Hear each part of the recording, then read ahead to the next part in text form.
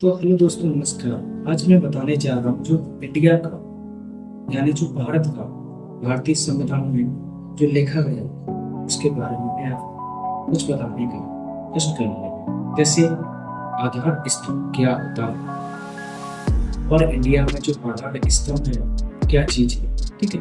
उसको मैं कुछ समझाने की कोशिश करूँगा। आप पूरा वीडियो देखते रहें। तो चलते हैं मीडिया के बारे में सोचते हैं। स्वतंत्र न्यायपालिका लोकतंत्र का तीसरा महत्वपूर्ण आधार स्तंभ क्या है, ठीक है। मीडिया, अंग्रेज के मीडिया शब्द का बहुवचन शब्द है। इसका अर्थ है माध्यम। जब कोई सूचना देश विदेश के जन समूह तक संचार माध्यमों द्वारा पहुंचाती है उसे संचार माध्यम मीडिया कहते हैं, ठीक है। मीडिया क्या होती है यह आपको समझ में आएगा। देखो, एक इसमें जो टाइटल है वो है रामरतन ने तभी अचानक पूछा, अच्छा ताकि मीडिया या संचार माध्यम के बारे में अक्सर सुनते हैं, ये क्या है? काकी बोले, तुमने बहुत अच्छा प्रश्न पूछा है। मीडिया क्या है? तो आज मीडिया के बारे में मीडिया बता दो। कल तुमने टेलीविजन पर देखा भारत में क्रिकेट मैच कितना अच्छा लगा, ठीक है। मैच जीतने पर गांव वालों ने खुशी में पटाखे भी छुड़ाए थे। रामरतन ने कहा, हाँ काकी, खेतों पर काम करते समय मैं भी रेडियो में मैच के बारे में सुन रहा था।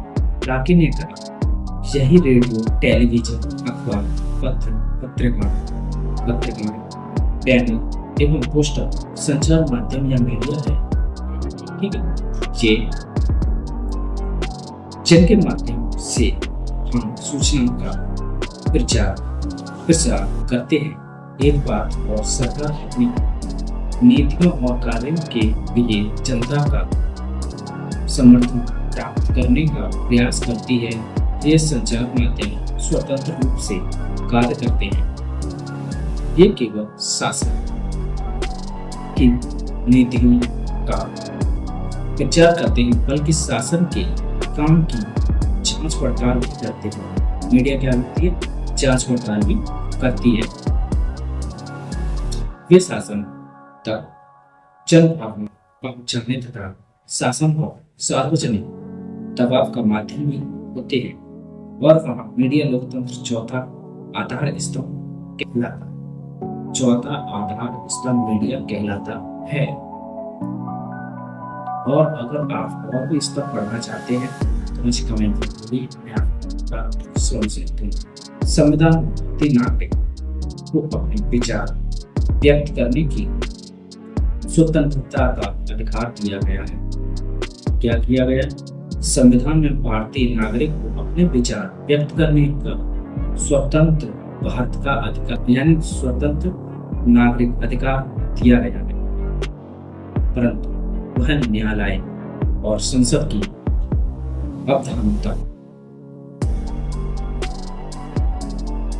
अवमानना या मानहानि नहीं कर सकता, यानी इसकी जो मानहानि है उसको नहीं कर सकता। यदि सरकार जनता की बात सुनती है तो जनता उसका विरोध सभाओं, प्रदर्शनों, जुलूसों तथा आंदोलन द्वारा कर सकती है। देखो, doctor B are Ambedkar ji के माध्यम में भी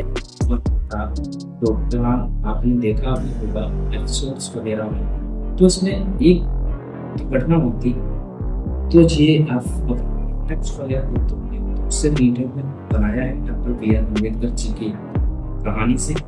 तो मैंने ज़्यादातर देखा है जब संविधान लिखा था तो संविधान जो लिखने की जो भी प्रक्रिया है उन्होंने बहुत अनुभव की थी, उसके बाद संविधान को लिखना प्रारंभ किया था। तो ये नहीं है कि पहले ने संविधान लिखा उसको उन्होंने फॉलो किए, यानी उन्होंने पहले फॉलो किए उसके बाद उनको संविधान लिखने का कार्य किया, ठीक है।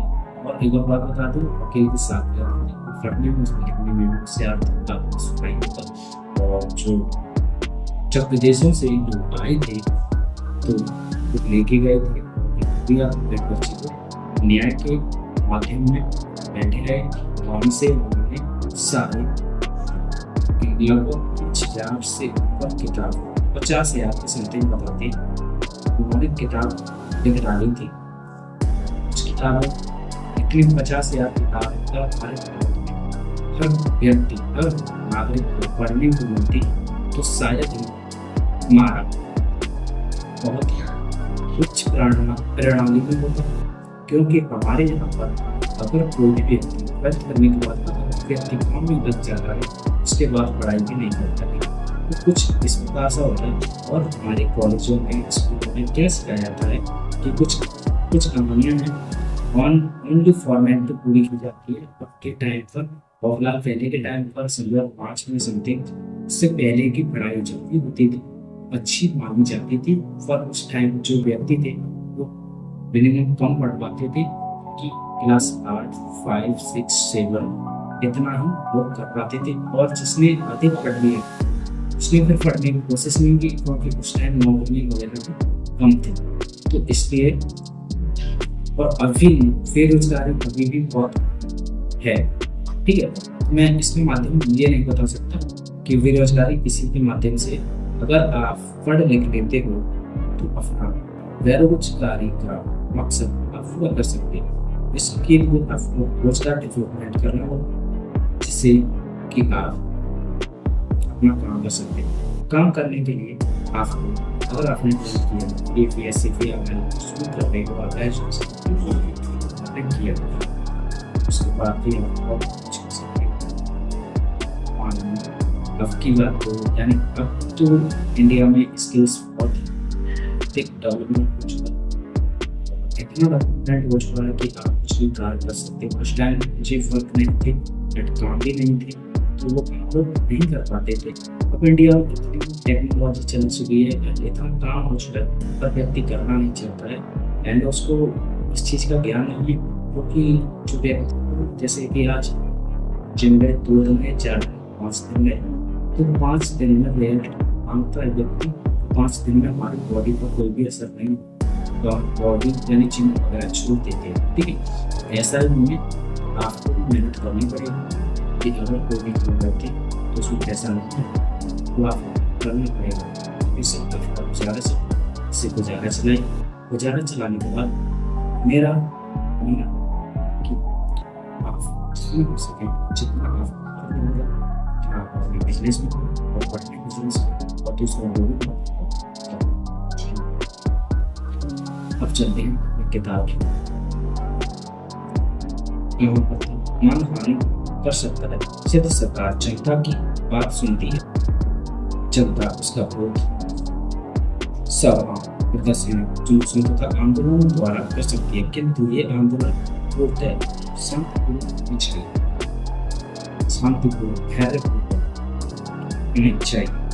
कुछ लोग विरोध प्रदर्शन करने पर सार्वजनिक संपत्तियों का यात्रा बसों गाड़ियों तोड़फोड़ कर देते हैं। अगर आप फ्रांस में देखा गाड़ी बस वगैरह इससे आपको नहीं करना तथा एक ऐतिहासिक इमारतों को क्षति पहुंचाते हैं तथा महापुरुषों की मूर्तियों पर पोस्टर चिपकाते हैं।